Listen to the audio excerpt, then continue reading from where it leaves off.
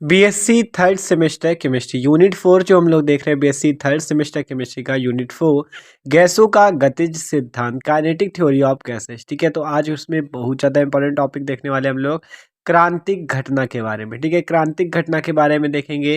क्रांतिक ताप क्या होता है, क्रांतिक दाब क्या होता है, क्रांतिक आयतन क्या होता है। ठीक है, तो सबके बारे में बहुत ही आसानी से जानने वाले हैं। देख सकते हो क्रिटिकल वैल्यूम और एंडूज ने क्या आपका जो समतापी वक्र बताया उसके बारे में भी हम लोग बहुत ही आसानी से समझने वाले हैं। ठीक है, देख सकते हो आपका जो कार्बन डाइऑक्साइड के लिए जो ये वक्र बताया इसको भी आसानी से हम लोग समझेंगे। ठीक है, देख सकते हो विभिन्न तापों में CO2 के समतापी वक्रों के बारे में। ठीक है, तो प्लीज़ वीडियो को लास्ट तक देखना क्योंकि टॉपिक आपका इंपॉर्टेंट है। ठीक है, तो चलो भाई इसको हम आसानी से समझते हैं। ठीक है, तो देख सकते हो यूनिट 4 गैसों का गतिज सिद्धांत काइनेटिक थ्योरी ऑफ गैसेज, जिसमें बात करेंगे क्रांतिक घटना के बारे में। ठीक है, तो बात करें क्रांतिक घटना आपकी क्या होती है। ठीक है, तो देखो इसको आसानी से पहले थ्योरी से समझते हैं फिर इसे समझेंगे। कह रहा है वह टेम्परेचर जिसमें कम ताप व उचित दाब पर गैसें द्रवित की जा सकती है।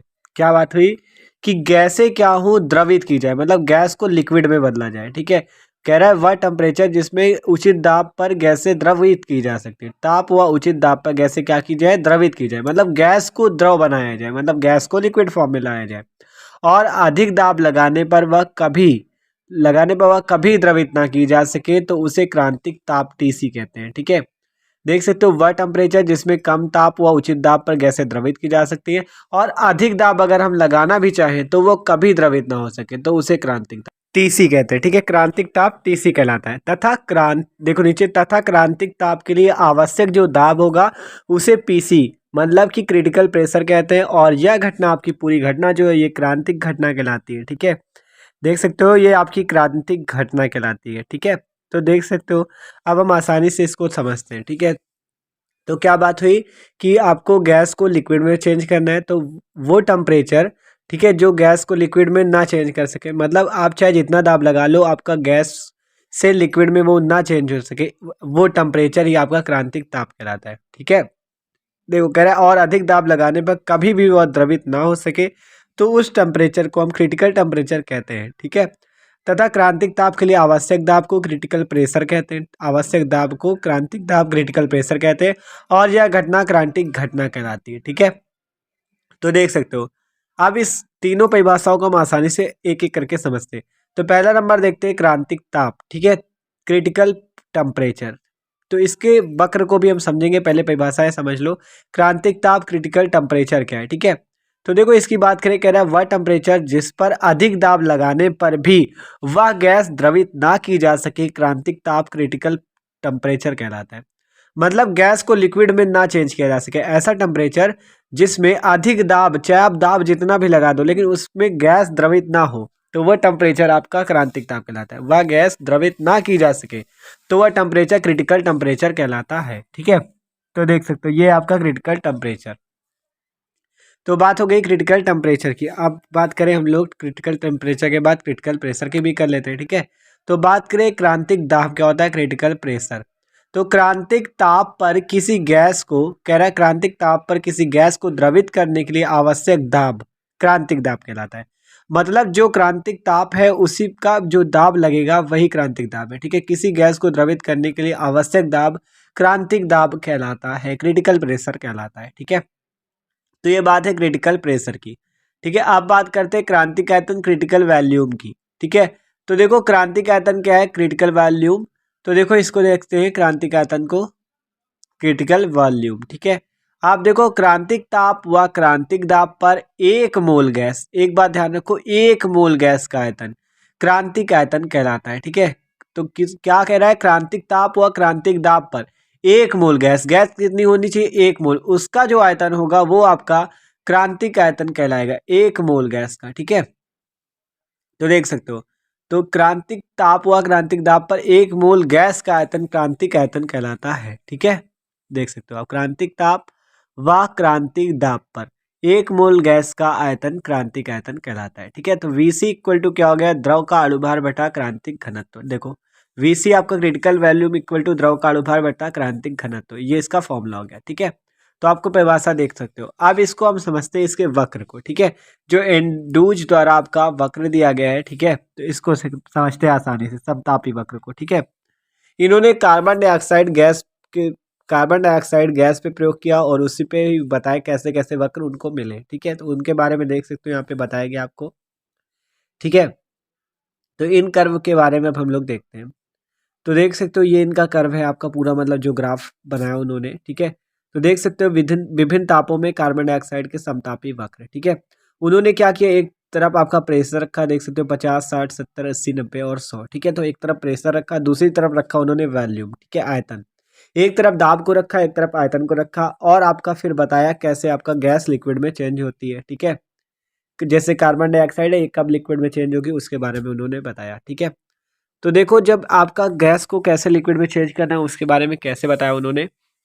देखो जब टेम्परेचर कम था तो आपका वो गैस थी, ठीक है। अब जब टेम्परेचर धीरे धीरे बढ़ रहा है, देख सकते हो यहाँ पे 13.1, ठीक है, 13.1 डिग्री सेंटीग्रेड पर आपका ये वेपर से लिक्विड में चेंज हो चुकी है। मतलब यहाँ पे वेपर और लिक्विड दोनों आ चुके हैं, ठीक है। मतलब आपका वाष्प से वो क्या बन चुकी है, लिक्विड में द्रव बन चुकी है, ठीक है। वही कहा गया ना, गैस क्या हो, द्रवित हो। तो ये 13.1 डिग्री सेंटीग्रेड पे ये आपकी लिक्विड में आना शुरू हो चुकी है, ठीक है। अभी आई नहीं, अब शुरू हो रही है 13.1 डिग्री सेंटीग्रेड से, ठीक है।